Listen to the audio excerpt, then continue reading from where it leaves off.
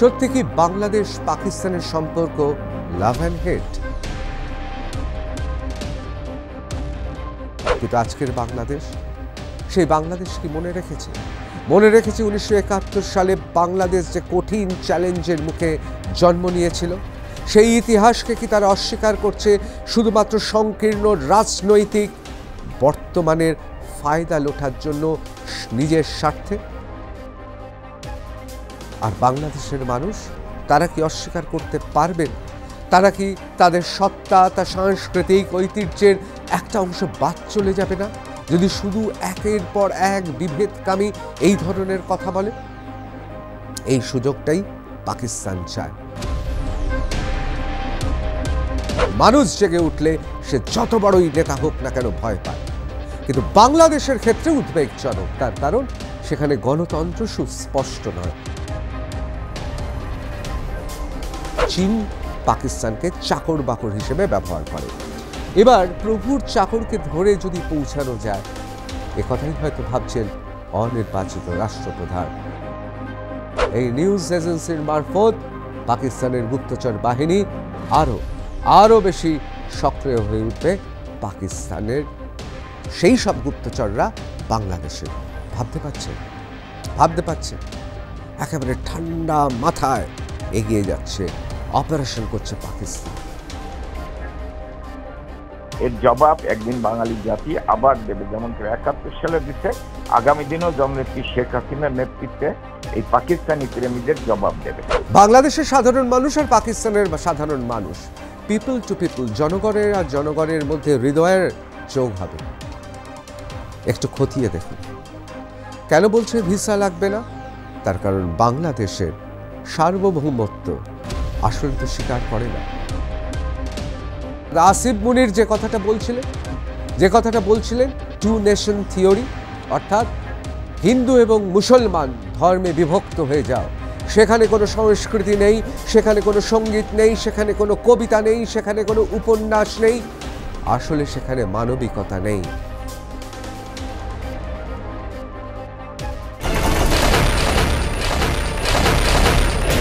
অনেকে বলেন এমন কিছু সম্পর্ক আছে যে সম্পর্ক হচ্ছে লাভ অ্যান্ড হেট, অর্থাৎ ভালোবাসাও আছে আবার ঘৃণাও রয়েছে। সত্যি কি বাংলাদেশ পাকিস্তানের সম্পর্ক লাভ অ্যান্ড হেট? আজকে রণক্ষেত্রে আমরা সে বিষয়ে আলোচনা করব। অত্যন্ত গুরুত্বপূর্ণ, তাৎপর্যপূর্ণ। অনেকে প্রশ্ন করতে পারেন যে আপনার মশাই পাকিস্তান বাংলাদেশ সম্পর্ক নিয়ে এত মাথা ব্যথা কেন? মাথা ব্যথার সঙ্গত কারণ আছে। তার কারণ বিভিন্ন সময় বলা হয় যে মুক্তিযুদ্ধের সময় ভারত যে সাহায্য করেছিল, ভারত যেভাবে বাংলাদেশের আর্তপীড়িত মানুষের পাশে গিয়ে দাঁড়িয়েছিল, অনেকে মনে করেন যে সেটা নাকি ভারত তার নিজের স্বার্থে করেছিল। প্রসঙ্গত জানিয়ে রাখি যে পৃথিবীতে খুব কম এই ধরনের ঘটনা ঘটেছে যে পাকিস্তানকে আমরা সে যুদ্ধে এমন মার মেরেছিলাম যে তারা নত জানু হয়ে আমাদের কাছে হার স্বীকার করেছিল। আর সেই শোচনীয় পরাজয়ের পর বাংলাদেশ যখন সার্বভৌম এবং বিশ্বের দরবারে মাথা তুলে দাঁড়িয়েছিল, ভারত এক ছটাক জমিও নেয়নি, ভারত কোনো কিছু নেয়নি, বরং ভারত দিয়েছে। ভারত দিয়ে এসেছে বাংলাদেশকে। বাংলাদেশের যারা অস্বীকার করেন তারা তাহলে ইতিহাস এবং বর্তমান অবস্থাকে তারা অস্বীকার করেন তারা বাংলাদেশের অস্তিত্বকে। আজকের আলোচনায় আমি অবশ্যই বাংলাদেশ পাকিস্তান তাদের মধ্যে সম্পর্ক নিয়ে কথা বলবো, কারণ খুব গুরুত্বপূর্ণ, সংবেদনশীল। দেখুন, বাংলাদেশের মানুষ তারা বাংলা ভাষায় কথা বলেন, আমরাও বাংলা ভাষায় কথা বলি। আমরা বাংলাদেশের মানুষের জন্য কখনো কখনো গর্ব অনুভব করি। কেন জানেন? তার কারণ বাংলাদেশ পৃথিবীর অন্যতম ব্যবহৃত ভাষাগুলির মধ্যে অন্যতম। আমি বাংলা ভাষা ষষ্ঠ না পঞ্চম, আমি এই নিয়ে বিতর্ক করব না, কিন্তু বাংলাদেশকে আমরা সত্যি সম্মান করি। তারা বাংলা ভাষাকে যে মর্যাদা দিয়েছেন, বাংলা ভাষা বিজ্ঞানের যে কাজগুলো সেখানে হয়েছে, সেখানের ভাষা বিজ্ঞানী থেকে শুরু করে বিভিন্ন ডায়ালেক্টস অর্থাৎ উপভাষা, সেই ভাষাকে যেভাবে তারা বাঁচিয়ে রেখেছেন, তার জন্য তাদের কর্নিশ জানায়। সুতরাং বাংলা সংস্কৃতি মানে শুধুমাত্র পশ্চিমবঙ্গ বা কলকাতার সংস্কৃতি নয়। বাংলাদেশের, সেটা খুলনা হতে পারে, রাজশাহী হতে পারে, সেটা কক্সবাজার হতে পারে, সেটা ঢাকা হতে পারে, সেটা আরও অন্যান্য জায়গা হতে পারে, সব জায়গার মানুষের সংস্কৃতি আর বাংলা সংস্কৃতি মিলেমিশে একাকার। সুতরাং একজন বাংলাভাষী মানুষ হিসেবে অবশ্যই সংবেদনশীল এই প্রশ্নটা আমার কাছে। এবার চলে আসি 1971, মুক্তিযুদ্ধ, ভাষার জন্য লড়াই, এমন লড়াই মাতৃভাষার জন্য যে গোটা পৃথিবী আজ ফেব্রুয়ারি মাসের সে নির্দিষ্ট দিনটাকে ভাষা দিবস হিসেবে চিহ্নিত করেছে। 21শে ফেব্রুয়ারি আমাদেরও গর্বের দিন। আমরা তাকিয়ে থাকি বাংলাদেশ কী করছে সেদিকে। সুতরাং সাংস্কৃতিক ক্ষেত্রে সেখানে কিন্তু কোনো কাঁটাতার নেই, সীমানা নেই। আজকে এই জায়গা থেকে আলোচনাটা করব। আজকের আলোচনা কেন আমাদের কাছে গুরুত্বপূর্ণ বাংলা ভাষাভাষী মানুষ হিসেবে? তার কারণ বাংলা ভাষার মর্যাদার লড়াই, বাংলা ভাষার সম্মানের লড়াই, বাংলা ভাষার যে আবেগ, সে আবেগ সঞ্চারিত হয়, বহু গুণে বৃদ্ধি পেয়েছে 1971 সনে বাংলাদেশের মুক্তিযোদ্ধাদের সেই অমর লড়াই, অমর সংগ্রামের জন্য। কিন্তু আজকের বাংলাদেশ, সেই বাংলাদেশ কি মনে রেখেছে? 1971 সালে বাংলাদেশ যে কঠিন চ্যালেঞ্জের মুখে জন্ম নিয়েছিল, সেই ইতিহাসকে কি তারা অস্বীকার করছে শুধুমাত্র সংকীর্ণ রাজনৈতিক বর্তমানের ফায়দা লোটার জন্য, নিজের স্বার্থে? এসব প্রশ্নগুলো আজকে উঠে আসবে। পাকিস্তান কি বলেছে? পাকিস্তান কিন্তু বারবার তারা অস্বীকার করেছে যে বাংলাদেশকে একটা পূর্ণ সার্বভৌম রাষ্ট্র হিসেবে বারবার তারা বলেছেন, এবং বলতে তারা শিখিয়েছেন পাকিস্তানের তাদের যারা উত্তরসূরি তাদের, অর্থাৎ আসিফ মুনির যে কথাটা বলছিলেন 2 নেশন থিওরি, অর্থাৎ হিন্দু এবং মুসলমান ধর্মে বিভক্ত হয়ে যাও, সেখানে কোনো সংস্কৃতি নেই, সেখানে কোনো সঙ্গীত নেই, সেখানে কোনো কবিতা নেই, সেখানে কোনো উপন্যাস নেই, আসলে সেখানে মানবিকতা নেই। ধর্ম তো যার যার, বিশ্বাস তো যার যার, কিন্তু সংস্কৃতি তো সবার। আমরা যারা বাংলা ভাষায় ঋদ্ধ হই, আমরা কি অস্বীকার করতে পারবো বাংলাদেশের লেখকদের, বাংলাদেশের কবিদের, বাংলাদেশের প্রবন্ধকে? পারবো না। আর বাংলাদেশের মানুষ, তারা কি অস্বীকার করতে পারবেন? তারা কি তাদের সত্তা, তার সাংস্কৃতিক ঐতিহ্যের একটা অংশ বাদ চলে যাবে না যদি শুধু একের পর এক বিভেদকামী এই ধরনের কথা বলে? এই সুযোগটাই পাকিস্তান চায়। বাংলাদেশে একদল বিদ্বজন আছে, বাংলাদেশে একদল রাজনীতিবিদ আছে, বাংলাদেশে একদল মানুষ আছেন যাদের কাজ এই বিদ্বেষটাকে চাকিয়ে রাখা। কারণ তার পেছনে পাকিস্তানের হাত আছে, তার পেছনে রয়েছে বৈদেশিক অর্থ।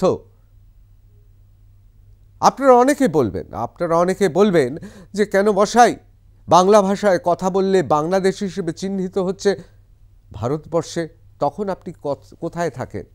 অবশ্যই প্রতিবাদ করি। বাংলা ভাষার গোটা পৃথিবী জুড়ে, দুনিয়া জুড়ে কোথাও যদি অপমানিত হয় বাংলা ভাষা, অবশ্যই তার প্রতিবাদ করব। সেটা যদি আমাদের পরিচিত, সেটা যদি আমাদের দেশের কোথাও হয়, তাহলেও প্রতিবাদ করব। আমি এখান থেকে আলোচনাটা শুরু করছি।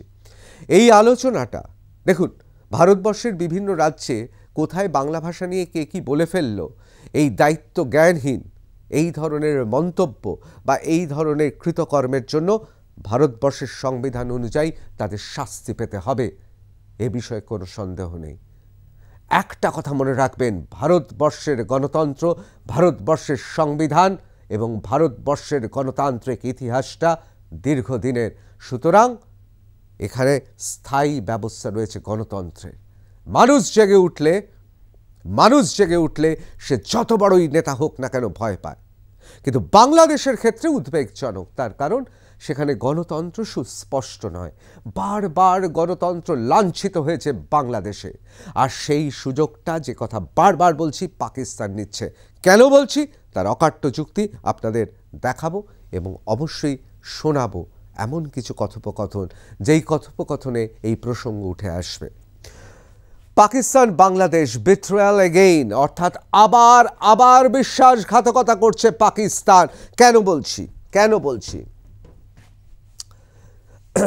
Pakistan refuses to apologize for 1971 genocide in Bangladesh.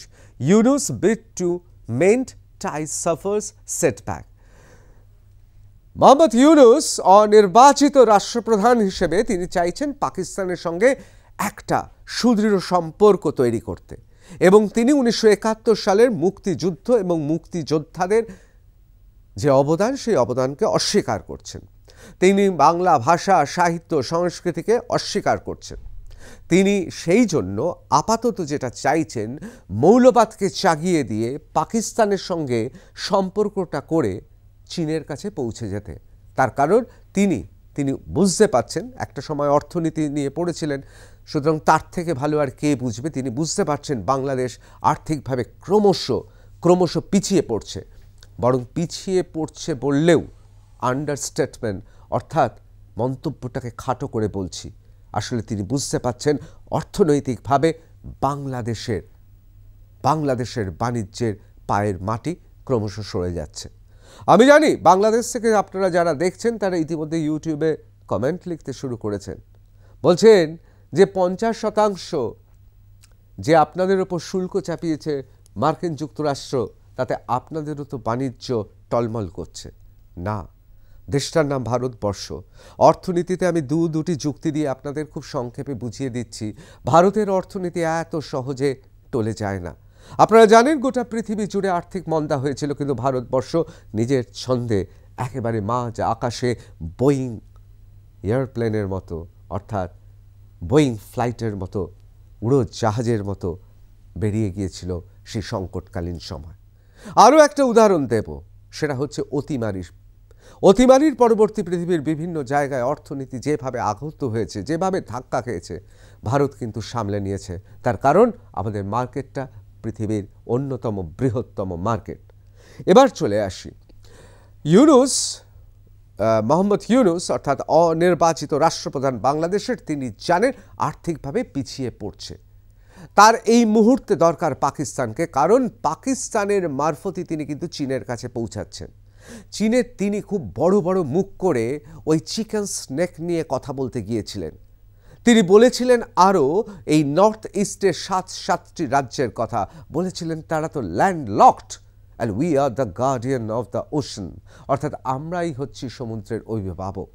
বাংলাদেশে সম্পর্কে ভেবেছিলেন মোহাম্মদ ইউনূস এই কথা বলে বাংলাদেশকে তুলে ধরবেন চীনের কাছে, কিন্তু চীন পাত্তা দেয়নি। আর্থিকভাবে কোনো লাভবান হয়নি মোহাম্মদ ইউনূসের এই মন্তব্যের জেরে বাংলাদেশ। সুতরাং মোহাম্মদ ইউনূস জানেন একমাত্র পাকিস্তানকে ধরে যদি চীনের কাছে যাওয়া যায়, তার কারণ আপনারা অনেকেই জানেন আসলে পাকিস্তান হচ্ছে চীনের চাকর বাকর। আমি এই শব্দটা বলছি, আমি কিন্তু বলবো পাকিস্তানের সাধারণ খেটে খাওয়া মানুষকে বলছি না, পাকিস্তানের সুধীজনদের বলছি না, পাকিস্তানের শাসকদের বলছি। ওই পাকিস্তানের পাঞ্জাব প্রদেশের কিছু এলিট বা অভিজাত তারা কিন্তু পাকিস্তানটাকে বিক্রি করে দিচ্ছে। কেন বলছি এই কথা?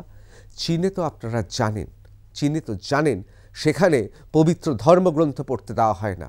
সেখানে আপনারা জানেন ধর্মস্থানগুলোকে কোথায় নামিয়ে এনেছে। আপনারা জানেন সেখানে নামের মধ্যেও যদি কখনো কোনো গন্ধ থাকে, তাহলে তাকে খুব সতর্ক দৃষ্টিতে নজর রাখে সরকার, অর্থাৎ চীনের সরকার।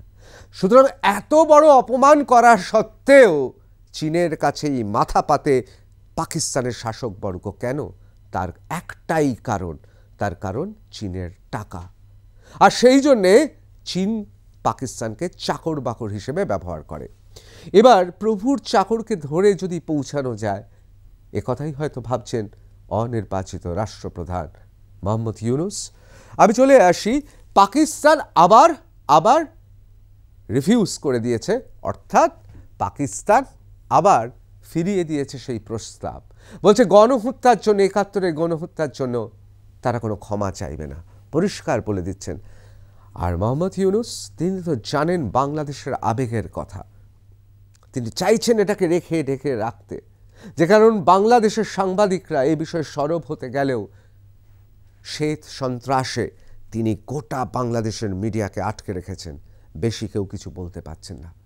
বাংলাদেশের সাংবাদিকরা অত্যন্ত বিচক্ষণ, প্রাজ্ঞ, তাদের প্রতি আমার শ্রদ্ধা আছে, কিন্তু কি করবেন তারাও তো এক কঠোর সেন্সরশিপের মুখে কাজ করছেন। Who flew from Islamabad to Dhaka on Saturday, stated on Sunday that the outstanding issues between Bangladesh and Pakistan arising from 1971 liberation war had been resolved twice, first in 1974, then again in July 2022. অর্থাৎ তিনি পরিষ্কার বলছেন 1974 সালে অথবা জুলাই 2002-তে এসব তো resolve হয়ে গেছে, পাত্তাই দিচ্ছেন না, তোয়াক্কাই করছেন না, পাকিস্তানের বিদেশমন্ত্রী তোয়াক্কাই করছেন না। এবং পরিষ্কার করে তিনি লিখছেন যে Dhaka ask Islamabad to apologize for the killing of hundreds of thousands of Bengali speaking people and raping of countless women of East Pakistan, now Bangladesh, by Pakistan Army and militants affiliated to it in 1971. 1971 সালে বাংলাদেশে নির্বিচারে গণহত্যা হয়েছে, গণধর্ষণ হয়েছে, তার জন্য ক্ষমাটুকু চাইছেন না। কে চাইছে না? পাকিস্তান চাইছে না। আর সেই কারণে পাকিস্তানের বিদেশমন্ত্রী তিনি পরিষ্কার বলে দিচ্ছেন না, এসব তো মিটে গেছে, তোয়াক্কাই করছেন না। Yunus interim government in Dhaka also asked Islamabad to pay a reparation of $4.52 billion covering Bangladesh's share of undivided Pakistan pre-1971 asset. দেখুন এই যে 4.52 বিলিয়ন মার্কিন ডলার, ইউএস ডলার যেটা চাইছে বাংলাদেশ, সেটা কিন্তু এখনের নয়, 1971 সালের হিসেব অনুযায়ী দেওয়ার কথা, যেটা দিচ্ছে না। এই অ্যাসেটটা তো তারা ভোগ করেছেন, এটা তো বাংলাদেশের সাধারণ জনগণের প্রাপ্য, কিন্তু দিচ্ছে না। Besides, Islamabad was asked to take back Pakistan's stranded in Bangladesh for over 5 decades since 1971. দশকের পর দশক পেরিয়ে যাচ্ছে, না দিচ্ছে টাকা, না দিচ্ছে সম্মান। আচ্ছা, ক্ষমা চাইলে তো আর টাকা দিতে হচ্ছে না, টাকা তো দেওয়ার আলাদা হিসেব, টাকা তো দিতেই হবে, এটা তো আন্তর্জাতিক নিয়ম অনুযায়ী দিতে হবে, কিন্তু মুখে তো বলতে পারে না, বলবে না। কেন বলবে না? এই রহস্যটা আপনাদের জানাবো। Dar and Hussain, however, witnessed the signing of agreement to exempt visa requirements for holders of official and diplomatic passports. Besides, the two sides signed memorandum of understanding on forming a joint working group on trade, cooperation between the two foreign service academies, collaboration between national news agencies, and institutional partnership between the think tanks of two countries. A cultural exchange program was also signed to promote people-to-people ties. খুব সুন্দর কথা। বাংলাদেশের সাধারণ মানুষ আর পাকিস্তানের সাধারণ মানুষ, people to people, জনগণের আর জনগণের মধ্যে হৃদয়ের যোগ হবে। একটু খতিয়ে দেখুন, কেন বলছে ভিসা লাগবে না? তার কারণ বাংলাদেশের সার্বভৌমত্ব আসলে তো স্বীকার করে না। ভিসা যদি না লাগে, অর্থাৎ বাংলাদেশ এবং পাকিস্তানের মধ্যে যদি ভিসা উঠে যায়, তাহলে তো আরও সুবিধা হবে। কাতারে কাতারে পাকিস্তান সেনাকে থরে থরে সাজিয়ে রাখা হবে বাংলাদেশকে। শুধু তাই নয়, অর্থনৈতিকভাবে ডিলগুলো তৈরি করা হবে, এমনভাবে চাপ দেওয়া হবে যে অর্থনীতিটা চলে আসবে পাকিস্তানের হাতে। একদিকে সামরিক বাহিনী, অন্যদিকে অর্থনীতি, ব্যাস। আর একটাই তো বাকি রইল, সেটা কি? সেটা হচ্ছে মগজাস্ত্র, অর্থাৎ যারা ইন্টেলেকচুয়াল তাদেরও নিয়ে নিতে হবে। এখানে খুব পরিষ্কারভাবে লিখছে যে partnership between think tanks of two countries, অর্থাৎ দু দেশের বিদ্বজনদের একসঙ্গে নিয়ে নেবে এবং সেই সময় বলবে আবার উর্দু, বাংলা ভাষা, বাংলা সংস্কৃতি দূরে সরিয়ে রাখো, আবার চাপ এসে পড়বে।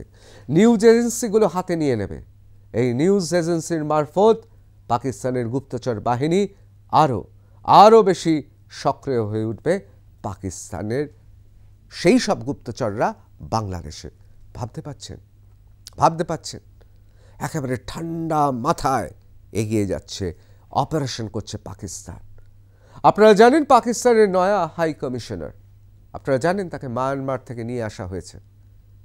আপনারা জানেন তিনি ভারত, পাকিস্তান, বাংলাদেশ, মায়ানমার এই অঞ্চলটা তিনি চষে বেরিয়েছেন এবং বাংলাদেশে তিনি পৌঁছেছেন শুধুমাত্র একটাই কারণে। তার কারণ তিনি বিশ্বাস করেন ব্যক্তিগতভাবে এবং অবশ্যই তার সার্ভিসের কারণে বিশ্বাস করে আসলে বাংলাদেশ বলে কিছু নেই। বাংলাদেশ হচ্ছে পূর্ব পাকিস্তান, আর সেই পূর্ব পাকিস্তান পশ্চিম পাকিস্তানের অখণ্ড অংশ। পশ্চিম পাকিস্তান, পূর্ব পাকিস্তান নেই পাকিস্তান, এটা তিনি বিশ্বাস করেন এবং তিনি তার স্বপ্ন সফল করতে এই মুহূর্তে বাংলাদেশেই রয়েছে। আর খুব পরিষ্কারভাবে কিছু বলার দরকার আছে, বুঝতে পাচ্ছেন তো কিভাবে এগিয়ে যাচ্ছে। তা সত্ত্বেও একটু বিস্তারিতভাবে জানাই। Mohammad Ishaq Dar, Pakistan's foreign minister. The move by Muhammad Yunus interim government in Dhaka to mend ties with Islamabad suffered a setback on Sunday as Pakistani Foreign Minister Ishaq Dar refused to apologize for the genocide of soldiers of his country's armed forces carried out in Bangladesh, then East Pakistan, in 1971. তিনি ক্ষমা পর্যন্ত চাইছেন না, তোয়াক্কা করছেন না। কেন করছেন না? ঠান্ডা মাথায় বুঝুন। তার কারণ পাকিস্তান মনেই করে না। পাকিস্তানে আমরা দেখিয়েছিলাম, আপনাদের মনে আছে, আমরা দেখিয়েছিলাম আমাদের একটি এপিসোডে যে পাকিস্তান মনে করে বাংলাদেশের মহিলারা, তারা হিন্দু হতে পারেন, তারা মুসলমান হতে পারেন, তাদের গনিমতের মাল মনে করতেন। 1971 সালে আমরা সেই তথ্য প্রমাণ দেখিয়েছিলাম, এক ঝলক দেখে নেব। সেই সময় Tajuddin statement April 17, 1971 to the people of the world, অর্থাৎ গোটা পৃথিবীকে জানিয়েছেন। পরিষ্কার তিনি খোলাখুলিভাবে বলেছিলেন পাকিস্তানের সেনা এবং তাদের দালালরা তারা মনে করত তারা যুদ্ধে রয়েছে, আর যুদ্ধে তারা লুট করা তাদের অধিকার, এবং সেই লুটের মাল হিসেবে তারা মনে করত গনিমতের মাল, অর্থাৎ যুদ্ধের লুণ্ঠিত মাল মহিলারা। ভাবুন। এবং এই কথাও খুব স্পষ্টভাবে তারা বলতো, তারা মনে করত যে সেখানে হিন্দু মুসলমান দেখতো না, বাংলাদেশের মহিলা তারা হচ্ছে গনিমতের মাল, এটা ভাবতো পাকিস্তানের আর্মি, অর্থাৎ এটাই ছিল তাদের মনোভাব। ঠিক একই কথা টিক্কা খান কি বলছে? The attacks were led by General Tikka Khan, who was the architect of Operation Searchlight and was given the name of the Butcher of Bengal by the Bengalis for his action. Khan said when reminded on 27 March 1971 that he was in charge of majority province, I will reduce this majority to a minority. Khan was reported to have said, "Pehle inko Musalman karo, first make them Muslims," and Pak General claimed that BD women wanted to get impregnated by handsome Pathans of the West Pakistan. ভাবতে পাচ্ছেন এই টিক্কা খান কি বলেছিল? এই টিক্কা খান বলেছিল বাংলাদেশের মুসলিমরা যথেষ্ট মুসলিম নয় এবং তাদের সবক শেখাতে হবে। আর কি বলেছিল? আর খুব পরিষ্কারভাবে যখন তাকে জিজ্ঞেস করা হয়, কারণ আন্তর্জাতিক বিভিন্ন জায়গা থেকে প্রশ্ন করা হয়েছিল পাকিস্তানকে এত গণধর্ষণ কেন হচ্ছে, তখন এই টিক্কা খান, পাকিস্তানের টিক্কা খান, যদিও যুদ্ধে পরাজিত হয়েছে, নতজানু হয়েছে মুক্তিযোদ্ধা এবং ভারতীয় সেনাদের কাছে, তিনি কি বলেছিলেন? তিনি বলেছিলেন যে ওয়েস্ট পাকিস্তান অর্থাৎ পশ্চিম পাকিস্তানের পাঠানদের চেহারা দেখে বাংলাদেশের মহিলারা নাকি আকৃষ্ট হয়ে তাদের বলতেন যে আমরা তোমার সন্তানের মা হতে চাই। তাহলে বুঝতে পারলেন তো কোন মনোভাব, কোন দৃষ্টিভঙ্গি দিয়ে পাকিস্তান বাংলাদেশকে দেখে? আসলে এটাই তো সেই সময়, মোক্ষম সময় ঝোপ বুঝে কোপ মারার, আর পাকিস্তান সেই কাজটাই করছে। Pakistan Bangladesh sign 6 agreement to boost trade, diplomacy and cultural ties. Trade, diplomacy, cultural ties. দেখুন, ট্রেড মানে হচ্ছে অর্থনীতিটাকে যতটা সম্ভব নিয়ে নেওয়া, হাতের মুঠোয় নিয়ে নেওয়া। কোনো কোনো ক্ষেত্রে তারা এমন জায়গায় নিয়ে চলে যাবে যাতে গোটা বাংলাদেশের অর্থনীতিটা আসলে পাকিস্তান, দেখুন পাকিস্তানের অর্থনৈতিক অবস্থা খুব খারাপ, সেই সময় দাঁড়িয়ে যদি বাংলাদেশের মতো এই রকম একটি দেশকে তারা পায়, সুতরাং বাণিজ্যর নামে যেভাবে একসময় ইস্ট ইন্ডিয়া কোম্পানি তারা বাণিজ্যর নামে এসেছিল ভারতীয় উপমহাদেশে এবং তাদের রাজদণ্ড হয়ে উঠেছিল তাদের বাণিজ্যের মানদণ্ড, অর্থাৎ বণিক থেকে তারা হয়ে গেল মালিক। মালিক মানে প্রভু, প্রভু মানে শাসক। ঠিক সেই পুরনো ইস্ট ইন্ডিয়া কোম্পানির ফর্মুলাতেই এগোচ্ছে ট্রেড। ডিপ্লোমেসি, আরও বেশি গুপ্তচর, আরও বেশি ডিপ্লোমেসির মাধ্যমে বাংলাদেশের কূটনীতিকদের ক্রমশ সরিয়ে দিয়ে পাকিস্তান ওভার পাওয়ার করে নেবে। আর কালচারাল টাইজ, বাংলা ভাষা, বাংলা সংস্কৃতির প্রতি আঘাত। তার কারণ পাকিস্তানের অনেকে মনে করেন বাংলা ভাষাভাষী যারা রয়েছেন তারা ঠিক তাদের মতো ততটা গোড়া নয়। Pakistan and Bangladesh have formalized stronger ties. They signed 6 agreements in Dhaka. This agreement cover trade, economics, diplomatic trading and cultural exchange.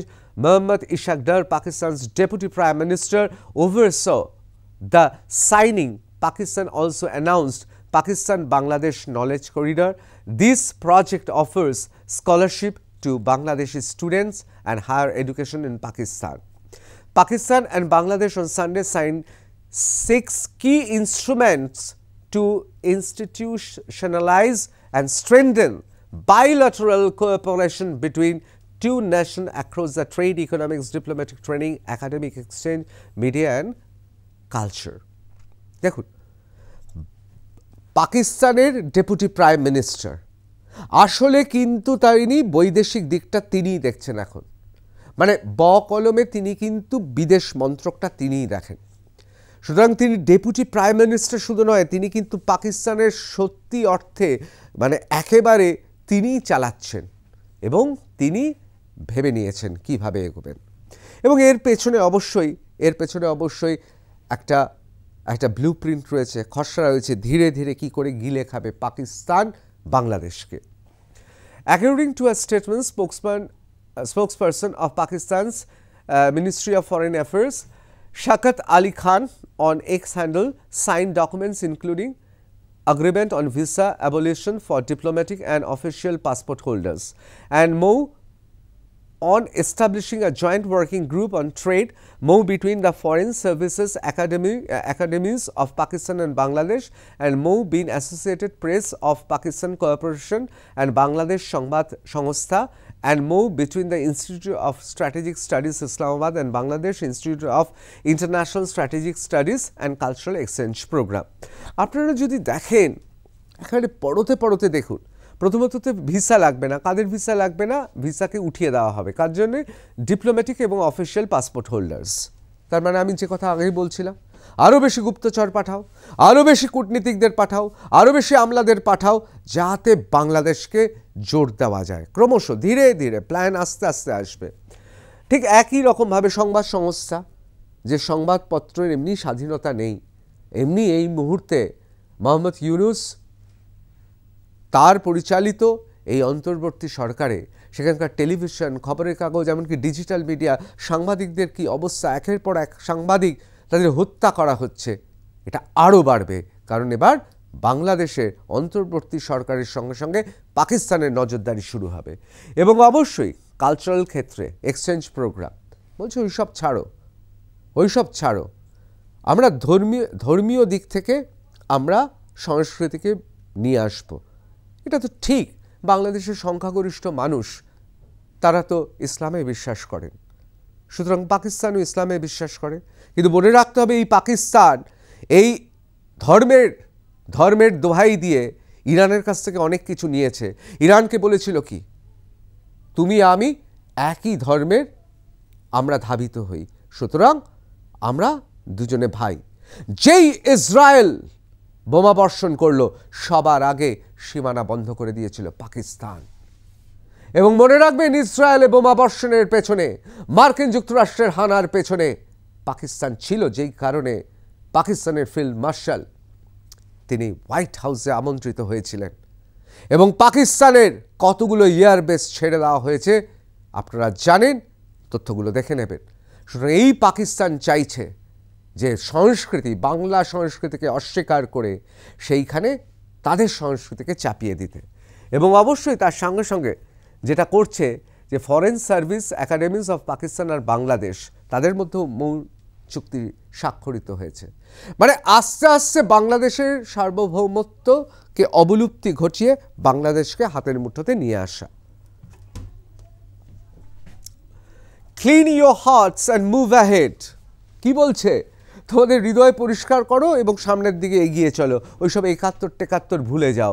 আমরা গণধর্ষণ করেছি, আমরা তোমার মা বোনেদের গনিমতের মাল ভেবেছি, আমরা সেই সময় গণহত্যা করেছি, তোমাদের বাবা কাকা জেঠু তাদের মেরেছি, ও সব ভুলে যাও ভাই। Clean your hearts and move ahead. Pakistan Foreign Minister Dar to Bangladesh on unresolved issues of 1971. Mohammad Ishaq Dar, the first foreign minister of Pakistan to visit Bangladesh in more than a decade, met Professor Muhammad Yunus, chief advisor to government of Bangladesh, on August 24. ভাবুন, এই হয় অনির্বাচিত রাষ্ট্রপ্রধান হলে সেই জোর থাকে না, মাজায় জোর নেই, আর সেই জন্যে ডেপুটি প্রাইম মিনিস্টার পাকিস্তানের বিদেশমন্ত্রী, একেবারে ইনি বিদেশমন্ত্রী, ইনি সব এখন ঠিক করছেন। আসিফ মুনিরের সঙ্গে কথা বলে দিচ্ছে কি, ওইসব ছেড়ে দাও, ওইসব নিয়ে চিন্তা করো না, যা হওয়ার হয়েছে, যা গেছে গেছে, ওসব নিয়ে চিন্তা করে লাভ নেই। Pakistan wants Bangladesh to forget and forgive 1971 war crimes. Why Dhaka isn't ready? First post খুব সুন্দরভাবে লিখেছে, যেটা সত্যি সেটাই লিখেছে। পাকিস্তান চায় বাংলাদেশ ভুলে যাক, সব কিছু ভুলে যাক, ক্ষমা করে দিই 1971-এর যা যা যুদ্ধ অপরাধ হয়েছে, কিন্তু নিজেরা ক্ষমা চাইবে না, ক্ষতিপূরণও দেবে না। Bangladesh raised unresolved issues including an apology for 1971 Liberation War during Pakistani Foreign Minister Ishaq Dar's visit to Dhaka over the weekend. Dar, however, said Bangladesh should clean its heart and move forward by leaving the unresolved issue of Islamabad's accountability for atrocities committed by Pakistani military during Operation Searchlight. Has Pakistan ever expressed regret for genocide that killed millions in erstwhile East Pakistan? এই প্রশ্নটা তো থাকবেই। তারপরে গণহত্যা, গণধর্ষণ, যুদ্ধ অপরাধ, এর কোনো প্রতিকার হবে না। এই জবাব দিতে হবে তো বাংলাদেশের মানুষকে, এই জবাব ইতিহাসে লেখা থাকবে, এই জবাব আমাদের পরবর্তী ভবিষ্যতে আপনাদের জিজ্ঞেস করবে, ভবিষ্যতের সেই সমস্ত উত্তরসূরিরা এই উপমহাদেশে, যে তোমরা কেন চুপ করেছিলে। Pakistan Deputy Prime Minister Bangladesh visit, should India be worried? Exclusive from intelligence sources. Intelligence sources says India's concerns are particularly related to three fronts: India-Pakistan border, India-Bangladesh border and India-China border. What are the India's concern? দেখুন, ভারতের কি concern, আমরা কেন উদ্বিগ্ন হব, বা উদ্বিগ্ন হলে কোন কোন ক্ষেত্রে হবে, একেবারে পরিষ্কার। আমাদের ইন্ডিয়া পাকিস্তান যে বর্ডার আছে, সীমান্ত আছে, সেই সীমান্ত, অথবা আমাদের ভারত বাংলাদেশ সীমান্ত, অথবা ভারত চীন সীমান্ত, তাতে কি কোনো রকম প্রভাব পড়বে? What are India's concerns?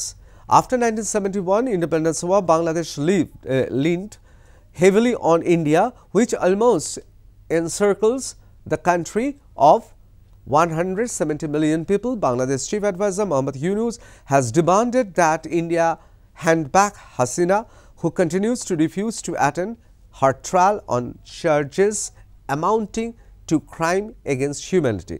দেখুন, খুব পরিষ্কারভাবে বলি যে এটা তো ঠিক কথা। মুক্তিযুদ্ধ হয়ে যাওয়ার পর ভারতের সঙ্গে বাংলাদেশের একটা সম্পর্ক ছিল।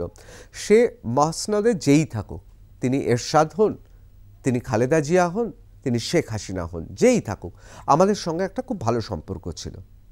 কিন্তু এই যে পাকিস্তান ঢুকছে, তাতে কি সম্পর্ক খারাপ হবে? খারাপ হলে কি প্রতিফলিত হবে?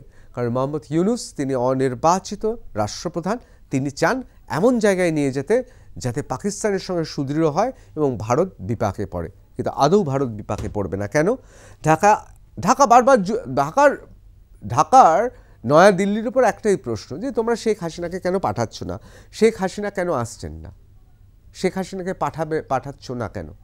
মনে রাখা উচিত আমরা কিন্তু সবাইকে জায়গা দিই। আজ বাদে কাল প্রফেসর ইউনূস আপনিও বিপদে পড়লে আপনাকে জায়গা দেব। পাকিস্তানের উপপ্রধানমন্ত্রী এবং পররাষ্ট্রমন্ত্রী বাংলাদেশের বর্তমান অবৈধ, অসাংবিধানিক এবং জঙ্গিদের, জামাত বিএনপির সাম্রাজ্যবাদী অপশক্তির ক্রীড়ানক ইউনূস অবৈধভাবে রাষ্ট্রীয় ক্ষমতা দখল করে আজকে পাকিস্তানের উপপ্রধানমন্ত্রী, পররাষ্ট্রমন্ত্রীকে যেভাবে সম্বর্ধনা দিলেন, তাতে বাঙালির রক্তক্ষরণ হয়েছে। যারা আমার বাবাকে হত্যা করেছে, আমার মাকে রেপ করেছে, ধর্ষণ করেছে, আমার বোনকে রেপ করেছে, হ্যাঁ, মায়ের সামনে ছেলেকে হত্যা করেছে, 30 লক্ষ লোককে হত্যা করেছে, 2,70,000 বা 3 লক্ষ মা বোনের সম্ভ্রম হারিয়েছে, সেই পাকিস্তান 71-এর ঘাতক পরাজিত পাকিস্তানের উপপ্রধানমন্ত্রী, পররাষ্ট্রমন্ত্রী যে কথা বলেছেন, এটা গোটা বাঙালি জাতির সাথে তারা পরিহাস করেছেন। পাকিস্তান তো ধরেন সবসময় বাংলাদেশের সার্বভৌমত্বকে অস্বীকার করার চেষ্টা করেছে। এই কারণেই তারা ৭৫ সালে 15 আগস্ট বঙ্গবন্ধুর হত্যার সাথে পাকিস্তান জড়িত এবং তাদের প্রতিনিধিরা জড়িত, যারা পাকিস্তানের এজেন্ডা বাস্তবায়ন করতে চাইছে, তারাই ৭৫-এর 15 আগস্ট বঙ্গবন্ধুকে হত্যা করেছেন। কিন্তু বঙ্গবন্ধুর তনা বাংলাদেশের মানুষের ভোটের অধিকার, গণতান্ত্রিক অধিকার ফিরিয়ে এনে বাংলাদেশকে মুক্তিযুদ্ধের ধারায়, বাংলাদেশকে এই অসাম্প্রদায়িক চেতনা এগিয়ে নিয়ে গিয়েছিলেন। এটা তো তারা ২৪-এর ৫ই আগস্ট এই ষড়যন্ত্র করে এই গণতন্ত্রকে হত্যা করেছেন এই পাকিস্তানের অঙ্গরাজ্য বানানোর এই জন্য। তাই এইখানে তারা তো এইটাও একটা ষড়যন্ত্রের প্রস্তাব যে পাকিস্তানের যেতে ভিসা লাগবে না, এটা ষড়যন্ত্রের প্রস্তাব। মানে আবার কনফেডারেশন করতে চায় আর কি দুই দেশের, মানে পাকিস্তান এই দেশের সাথে। এটা একটা ষড়যন্ত্র। এটা তারা, আমি আপনাদের যে মূল কথা যেটা বলতে চাই, তারা ৭১-এর প্রতিশোধ দিতে চায়। ৭১-এ তারা যে পরাজয় বরণ করেছে, বাঙালির কাছে আত্মসমর্পণ করেছেন, এবং সেই ক্ষেত্রে ভারত সরকার সেদিন যে সহযোগিতা করেছেন, ভারতের জনগণ যে সহযোগিতা করেছেন, হ্যাঁ, ভারতের সেনাবাহিনী জীবন দিয়েছেন বাঙালি মুক্তি বাহিনীদের সাথে, তারা সেই প্রতিশোধ দিতে চায় যে তারা আত্মসমর্পণ করেছিল। সেদিন ভারতের সেনাবাহিনীর কাছে তারা আত্মসমর্পণ করেছিল, মুক্তি বাহিনীর কাছে তারা আত্মসমর্পণ করেছিল, পাকিস্তানি হানাদার বাহিনী। তারা সেই প্রতিশোধ নিতে চায় আজকে বাংলাদেশের 54 বছরের স্বাধীনতা, 54 বছরের মাথায় এসে এই প্রতিশোধ নেওয়ার জন্য তারা এই কাজগুলো করতেছেন। এবং আজকে প্রমাণ হয়েছে যে বর্তমান অবৈধ, অসাংবিধানিক ইউনূস ক্ষমতালোভী, অর্থলোভী ইউনূস সরকার পাকিস্তানের প্রেসক্রিপশন অনুযায়ী তারা আজকে দেশটাকে পাকিস্তানের অঙ্গরাজ্য বানানোর ষড়যন্ত্র করছেন এবং বাংলাদেশটাকে জঙ্গিবাদের দেশ বানানোর ষড়যন্ত্র করছেন। পাকিস্তানের উপপ্রধানমন্ত্রী যে কথা বলেছেন, আমি মনে করি ওদের হাত হচ্ছে ৭১-এর ৩০ লক্ষ শহীদের রক্তে রাঙানো। ওরা ৭১-এ মা বোনের ধর্ষণকারী। ওদের যে ক্ষমা ওদের কাছে, বাঙালি জাতির কাছে চাওয়া উচিত। আজকে ওদের প্রেতাত্মারা, ওদের প্রতিনিধিরা, ওদের যারা মানে মূলত যারা পাকিস্তান প্রেমী, তারাই আজকে দেশ পরিচালনা করছেন বলে আজকে এই কথা বলতে পারলো। দুঃখিত, বাংলাদেশের জনগণ ওদেরকে ঘৃণাভরে প্রত্যাখ্যান করে। আজকে প্রমাণ হয়েছে যে 2024-এর 5ই আগস্ট যে ছাত্র জনতা, পুলিশ হত্যা করে, গণতন্ত্রকে হত্যা করে বাংলাদেশের সাংবিধানিক প্রধানমন্ত্রী জননেত্রী শেখ হাসিনা যিনি জনগণের ভোটে নির্বাচিত প্রতিনিধি, বাংলাদেশ অসাম্প্রদায়িক চেতনায়, মুক্তিযুদ্ধের চেতনায় বাংলাদেশকে এগিয়ে নিয়ে গেছেন, অনন্য উচ্চতায় নিয়ে গেছেন, সেই শেখ হাসিনাকে তারা ষড়যন্ত্র করে পাকিস্তানের এজেন্ডা বাস্তবায়নের জন্য, দেশকে আবার পাকিস্তানের অঙ্গরাজ্য বানানোর জন্য তারা এই ষড়যন্ত্র করে সেদিন জননেত্রী শেখ হাসিনাকে ক্ষমতাচ্যুত করেছেন এবং যেটা জনগণের সাথে তারা প্রতারণা করেছেন। আপনারা হয়তো জানবেন যে 5ই আগস্টের আগে জনগণকে পক্ষে রাখার জন্য তারা স্লোগান দিয়েছিল যে বঙ্গবন্ধুর বাংলায় বৈষম্যের ঠাঁই নাই, মুক্তিযুদ্ধের বাংলায় বৈষম্যের ঠাঁই নাই, যাতে জনগণ তাদের সাথে থাকে। কারণ বাংলাদেশের জনগণ মনে করে বঙ্গবন্ধু হচ্ছে তাদের আত্মার আত্মীয়, কারণ তারাই বঙ্গবন্ধুকে সর্বকালের সর্বশ্রেষ্ঠ বাঙালি বানিয়েছেন, তারাই বঙ্গবন্ধুকে জাতির পিতা বানিয়েছেন, তারাই শেখ মুজিবকে বঙ্গবন্ধু বানিয়েছেন। এই কারণে বাঙালিদের হৃদয় হচ্ছে বঙ্গবন্ধু। এই কারণে বঙ্গবন্ধুর নাম ব্যবহার করে 5ই আগস্টের আগে তারা প্রতারণা করেছিল। আজকে তাদের মুখোশ উন্মোচিত হয়েছে, তারা জনগণের সাথে প্রতারণা করে আজকে বাংলাদেশটাকে সাম্প্রদায়িক বাংলাদেশ, জঙ্গিবাদের বাংলাদেশ, পাকিস্তানের বাংলাদেশ বানানোর ষড়যন্ত্র করছে, যার ফলে পাকিস্তানের এই উপপ্রধানমন্ত্রী এবং পররাষ্ট্রমন্ত্রী বাংলাদেশের মাটিতে দাঁড়িয়ে যে কথা বলেছেন, গোটা বাঙালি জাতি তাদেরকে ধিক্কার জানায়, নিন্দা জানায় এবং এর জবাব একদিন বাঙালি জাতি আবার দেবে, যেমন করে 71 সালে দিছে, আগামী দিনেও জননেত্রী শেখ হাসিনার নেতৃত্বে এই পাকিস্তানি প্রেমীদের জবাব দেবে। মনে রাখবেন, মোহাম্মদ ইউনূস এবং বাংলাদেশি ভাই বোনেরা, ভারতে গণতন্ত্র, ভারতের সংবিধান সুপ্রতিষ্ঠিত। আমরা শান্তিকামী দেশ। আমরা বারবার যুদ্ধে জিতেও আমরা এক ছটাক জমি নিইনি, কারণ নিইনি, পাকিস্তানেরও নিইনি। 1971 সনেও আমরা কিছু পাইনি, আমরা শুধু দিয়েছি। যদি প্রতিবেশী দেশ বিপদে পড়ে, মানবিক কারণে আমরা আশ্রয় দিই, এটা আমাদের মানবিকতা। সুতরাং আমাদের কি ভয় আছে? অনেকে বলছেন যে ভয় কি, একটাই, সীমান্ত। Sources says India's concern are particularly related to 3 fronts: India-Pakistan border, India-Bangladesh border R India-China border। অর্থাৎ ভারত বাংলাদেশ, ভারত পাকিস্তান আর ভারত চায়না। কোনো ভয়ের ব্যাপার নেই, আমরা শুধু নজর রাখবো। তার কারণ এই পাকিস্তানিরা ঢুকে বিভিন্ন জায়গা থেকে গন্ডগোল করার চেষ্টা করবে, আর চেষ্টা করলেই কি হবে বাংলাদেশ হয়তো অতটা ভালো জানে না, পাকিস্তান জানে। পাকিস্তান জানে আমরা কি করতে পারি, আর চীনও খুব ভালো মতো জানে এই মুহূর্তে ভারত কি করতে পারে। চীনের কাছেও খবর আছে আমাদের ব্রহ্মাস্ত্র, আমাদের এয়ার ডিফেন্স সিস্টেম, এবং চীন জানে ওই যে মোহাম্মদ ইউনূস বলছিলেন না 7 সিস্টার্স, ওই 7 রাজ্যেই রয়েছে চীনের প্রাণভোমরা।